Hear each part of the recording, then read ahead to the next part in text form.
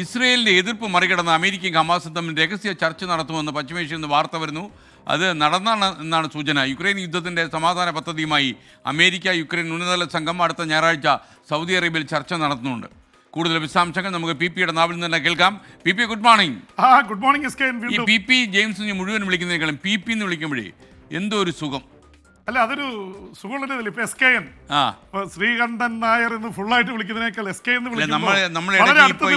ദിവ്യ വാർത്ത ഒരുപാട് വായിച്ചു. അങ്ങനെ പി.പി എന്ന് പേരുള്ളവരേ പറയൂ.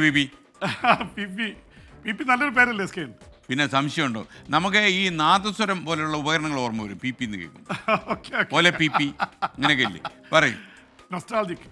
എന്തായാലും SKN, ഇസ്രായേൽ യുദ്ധവും ഉക്രൈൻ യുദ്ധവും ഒരുപോലെ ലോകത്തെ മുഴുവൻ ബാധിച്ചിരിക്കുകയാണ്. അതിനിടയിൽ അതുകൊണ്ട് തന്നെ ഇസ്രായേൽ യുദ്ധത്തെക്കുറിച്ച് പറയുമ്പോഴും ഉക്രൈൻ യുദ്ധത്തെക്കുറിച്ച് പറയുമ്പോഴും വലിയ ആകാംക്ഷയുണ്ടെന്ന് നടക്കുന്നു എന്ന് അറിയാനായിട്ട്. ഇപ്പോൾ ഒരുപക്ഷെ SKN നമ്മളെയൊക്കെ അമ്പരപ്പിക്കുന്നത്, അമേരിക്ക എപ്പോഴും ലോകത്ത് ചട്ടങ്ങളും നിയമങ്ങളൊക്കെ പറയും.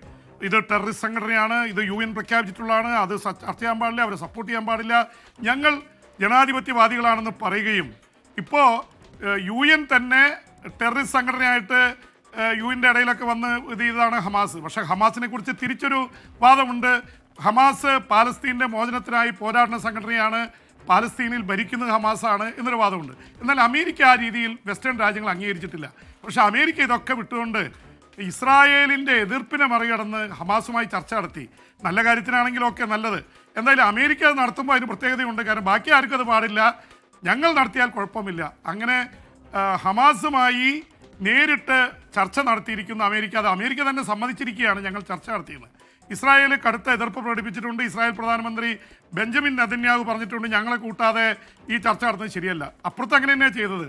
ഉക്രൈനെ മാറ്റി നിർത്തി, യുദ്ധം നടക്കുന്ന രാജ്യത്തെ മാറ്റി നിർത്തി, കൂട്ടാളിയെ മാറ്റി നിർത്തി നേരെ പോയി ശത്രുവായിട്ടുള്ള റഷ്യയുമായിട്ട് ചർച്ച നടത്തി ട്രംപ് ലോകക്രമത്തിൽ ഡിപ്ലോമസിയുടെ പര്യായങ്ങൾ മുഴുവൻ എടുത്ത് മാറ്റുകയാണ്. മിത്രം മാത്രമല്ല, മിത്രത്തെ മാറ്റി നിർത്തി ശത്രുവിനോട് സംസാരിക്കാം, ഏത് തരത്തിലും അമേരിക്കയ്ക്ക് മുന്നോട്ട് പോകാം എന്നുള്ളൊരു തന്ത്രമാണ് പയറ്റിയിരിക്കുന്നത്. രണ്ട് കാര്യമാണ് ട്രംപിൻ്റെ മനസ്സിലുള്ളതെന്ന് തോന്നുന്നു. യുക്രൈൻ യുദ്ധവും ഇസ്രായേൽ യുദ്ധവും ഇസ്രായേൽ ഹമാസ് യുദ്ധം അവസാനിപ്പിച്ചാൽ ഒരുപക്ഷെ അടുത്ത തവണ സമാധാനത്തിലുള്ള നൊബേൽ സമ്മാനം തന്നെ തേടി വരുമെന്ന് ആരൊക്കെ പുള്ളിയെ പറഞ്ഞിരുന്നു. എന്തായാലും നല്ലത്, യുദ്ധം അവസാനിക്കുമെങ്കിൽ ട്രംപ് ആയാലും നമുക്ക് കുഴപ്പമൊന്നുമില്ല, യുദ്ധം അവസാനിക്കട്ടെ. എന്തായാലും ആ ചർച്ച നടന്നു.